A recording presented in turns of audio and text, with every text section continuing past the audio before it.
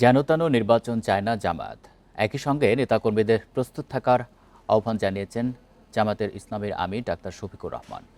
সকালে ফেনীতে রুকন সমাবেশে যাওয়ার পথে কুমিল্লার পদুয়ায় বাজারে পথসভায় এসব কথা বলেন তিনি বলেন, আগামীতে যে কোনো ফ্যাসিবাদের বিরুদ্ধে কঠোর প্রতিরোধ গড়ে তুলতে হবে।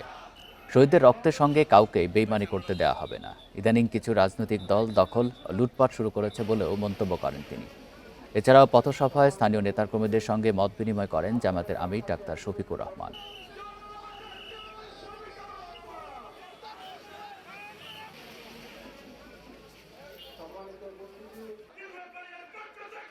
আগামীতে যে কোনো ফেস্টিভাল নতুন পুরাতন বুঝি না, এই ফেস্টিভালের বিরুদ্ধে আমাদেরকে কঠোর প্রতিরোধ গড়ে তুলতে হবে।